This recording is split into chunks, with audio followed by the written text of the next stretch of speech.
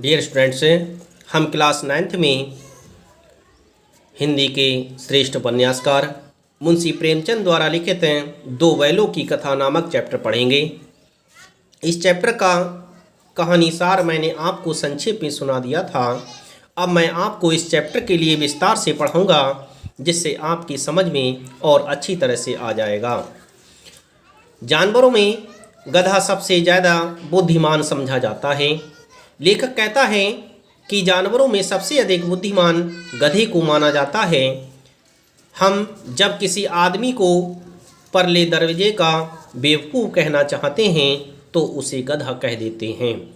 यदि हमें किसी आदमी के लिए सबसे अधिक बेवकूफ़ कहना होता है तो हमें उसे गधा की उपाधि दे देते हैं।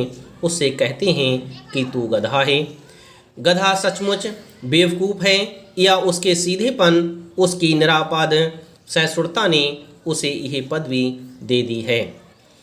लेखक इस बात के लिए कहता है कि गधा क्या सचमुच ही बेवकूफ़ है या उसके सीधेपन का लोग फ़ायदा उठाते हैं और सीधेपन के कारण उसके लिए इस तरह से कहते हैं।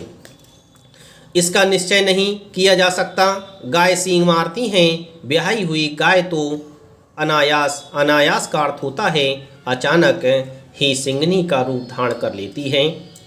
कुत्ता भी बहुत गरीब जानवर है, लेकिन कभी कभी उसे भी क्रोध आ ही जाता है, परंतु गधे को कभी क्रोध करते हुए नहीं सुना और ना ही देखा। वह इतना सीधा है कि कभी क्रोध नहीं करता है। हर तरह से वह एक समान रहता है। सब जानवर तो कभी ना कभी क्रोध करते हैं, परंतु गधा कभी भी क्रोध करता हुआ नहीं देखा गया। जितना चाहो गरीब को मार लो, चाहे जैसी खराब सड़ी हुई घास सामने डाल दो, उसके चेहरे पर कभी असंतोष की छाया भी नहीं दिखाई देगी। बैसाख में चाहे एक आध बार कुलेल कर लेता हो, पर हमने तो उसे कभी खुश होते हुए नहीं देखा। उसके चेहरे पर एक विषाद स्थायी रूप से छाया रहता है। सुख दुख हानि लाभ किसी भी दशा में उसे बदलते हुए नहीं देखा।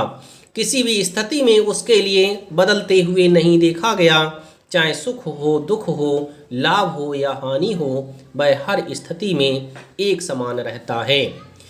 ऋषियों मुनियों के जितने गुण हैं वे सभी उसमें पराकाष्ठा को पहुंच गए हैं, पर आदमी उसे बेवकूफ़ कहता है।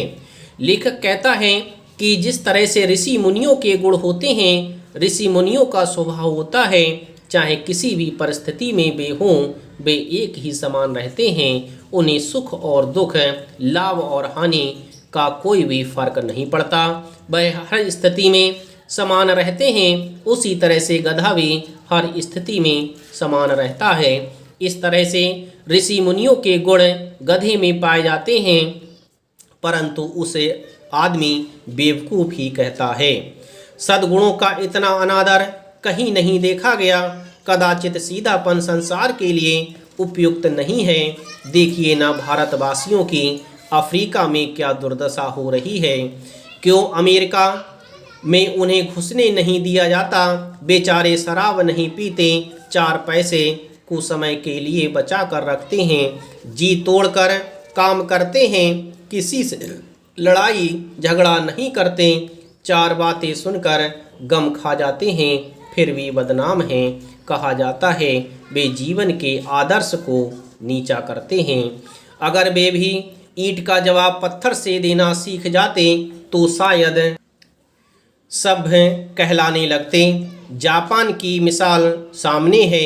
एक ही विजय ने उसे संसार की सब जातियों में गण्य बना दिया। इस तरह से लेखक कहता है कि गधे में वे सभी गुण पाए जाते हैं जो एक ऋषि मुनियों में पाए जाते हैं।